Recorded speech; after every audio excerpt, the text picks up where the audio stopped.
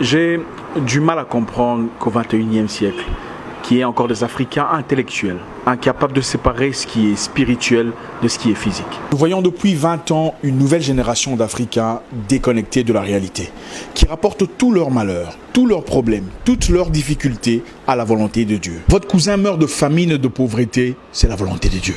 Vous faites 5 ans de chômage, sans argent, sans caleçon, c'est la volonté de Dieu. Votre neveu se noie dans la Méditerranée en quête d'une vie meilleure en Europe, c'est la volonté de Dieu. Mais finalement, c'est quoi la volonté de l'homme? La volonté de Dieu, c'est toujours dans le mal. Non, ce n'est pas la volonté de Dieu. L'Africain noir doit se décider de prendre sa vie en charge, de décider de changer son avenir. Beaucoup de frères noirs ont abandonné leur charge, démissionné de leurs responsabilités, par peur d'affronter la réalité. Les gens préfèrent laisser les choses entre les mains de Dieu que d'avoir le courage, la niaque de dire au gouvernement ouvertement d'arrêter de les tuer. Pendant que le reste du monde progresse, évolue, transcende leur réalité, les Noirs attendent la volonté de Dieu. Votre maman décède à l'hôpital, devant les docteurs, parce qu'elle n'avait pas assez d'argent pour payer les frais d'opération.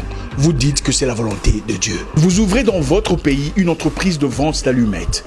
2 jours plus tard, des militaires débarquent pour saisir votre stock. Quelque temps plus tard, vous découvrez que c'est un Libanais en effet qui a tout manigancé pour garder le monopole de vente d'allumettes dans votre pays. Et vous dites que c'est la volonté de Dieu. Mais attendez, finalement, c'est quoi la volonté de Dieu? La volonté de Dieu, c'est toujours dans le mal. Donc tout, c'est la volonté de Dieu. Et les enfants qui se font violer par des militaires et des rebelles dans l'est du pays là-bas, c'est aussi la volonté de Dieu. Je refuse de croire que Dieu, dans toute sa bonté, ait créé des enfants pour se faire violer à 2 ans, 4 ans, 7 ans. Les Noirs, arrêtons d'être lâches. La condition de peine, de crise, de douleur, de haine n'est pas normale. Dieu ne t'a pas créé pour te voir souffrir. Les Noirs, prenons courage. Je veux que tu prospères à tous égards comme prospère l'état de ton âme. C'est ça la promesse. Cette mentalité où il faut tout prendre et mettre ça dans le même panier, soi-disant que c'est la volonté de Dieu, est une mentalité des froussards, des trouillards, des peureux, des gens démissionnaires, incapables d'assumer leurs choix, incapables de prendre en main leur destinée. Pendant que la Chine envahit l'Afrique et prend en otage l'économie africaine, les Noirs attendent la volonté de Dieu. Pendant que les autres ont travaillé en communauté pour créer WhatsApp et Facebook, des plateformes qui sont devenues aujourd'hui indispensables à notre vie, nous attendons la volonté de Dieu. Nous sommes encore en bas de l'échelle, en train de fumer une pipe, en train de voir des jaloux, des méchants, des aigris partout, des gens qui n'aiment pas tes photos sur Facebook, des gens qui n'aiment pas ton Instagram, des gens qui sont jaloux parce que tu as voyagé business class. Il est temps de mettre hors business tous ces pasteurs qui vous prêchent la haine entre vous. La haine contre votre famille, vos cousins, vos amis. Vous n'avez plus de gens avec qui coopérer, plus de correspondants. Personne n'est à votre côté parce que vous êtes ostracisés, mis à l'écart. Toujours votre tante est méchante. Vos cousins sont des sorciers. Votre nièce veut votre peau. Finalement, personne ne nous prêche la... Qui sera la monstre de l'Afrique aujourd'hui pour nous prêcher la positivité, le courage, la bravoure? Qui sera celui-là qui se lèvera comme dans le temps pour guider le peuple contre ses ennemis? On viole votre mère, vous laissez ça entre les mains de Dieu.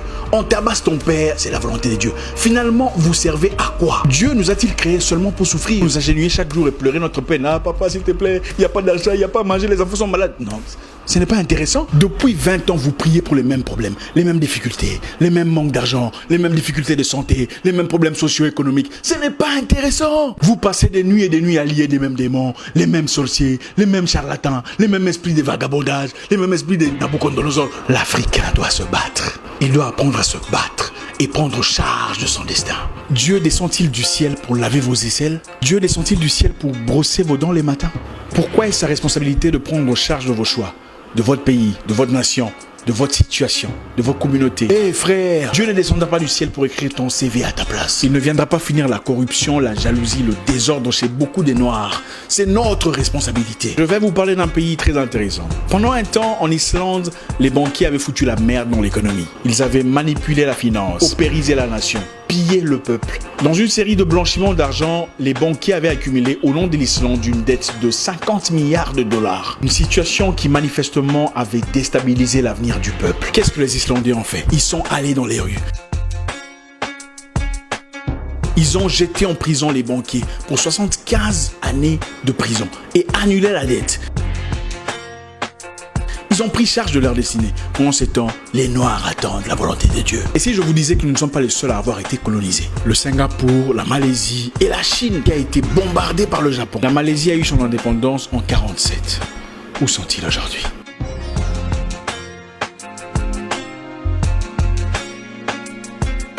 Non, l'argent que vous cherchez ne viendra pas seulement de la prière. Sinon, vos pasteurs ne vous demanderaient pas de cotisation pour construire leurs églises. Ça aurait été facile, n'est-ce pas? Ils entreraient seulement dans la chambre et faire une prière et dire « Dieu, j'ai besoin d'argent » et directement l'argent apparaît. Ça aurait été génial, n'est-ce pas? Les païens, les perdus, les idolâtres créent le téléphone avec lequel vous me voyez aujourd'hui, avec lequel vous faites des transferts PayPal à votre église en cotisation. Mais vous attendez la volonté de Dieu. La Chine est actuellement en train de faire des recettes massives. Elle produit 95% des sièges en plastique que vous voyez dans des églises. Les chaises où c'est écrit Jésus-Christ derrière. Il y a Jésus-Christ en Chine. Les Chinois ne sont pas chrétiens, mais la vente est destinée aux Noirs. Parce que les Noirs sont incapables de produire. Pendant ce temps, sur le même siège en plastique venant de la Chine, avec le nom de Jésus labellé derrière, certains pasteurs se dénoncent mutuellement qui est sorcier, qui a commencé le ministère avant l'autre, Africains endormis, perdus, désorientés. Arrêtez! Dieu ne descendra pas du ciel pour vous envoyer un mari parfait, emballé comme un cadeau de Noël. Il vous a déjà donné l'intelligence, la sagesse, de savoir choisir, de savoir percevoir, de voir entre les lignes. Vous sortez avec 17 personnes différentes et aucune de ces relations ne marche. Et puis vous dites que c'est Dieu qui n'a pas voulu. C'est faux, c'est vous qui êtes légère. Dieu a aussi interdit les flirts, les activités sexuelles avant le mariage. Ça n'était pas la volonté de Dieu. Arrêtons de vivre dans l'hypocrisie. Prenons charge de nos vies. Prenons charge de notre avenir. Finalement, personne ne nous prêche Qui sera la mouche de l'Afrique aujourd'hui pour nous prêcher la positivité, le courage, la bravoure? Qui sera celui-là qui se lèvera? Vous passez des nuits et des nuits à lier les mêmes démons, les mêmes sorciers, les mêmes charlatans, les mêmes esprits de vagabondage, les mêmes esprits de Nabucodonosor. L'Africain doit se battre. Priez pour le salut de votre âme, mais soyons assez braves pour faire face à la réalité.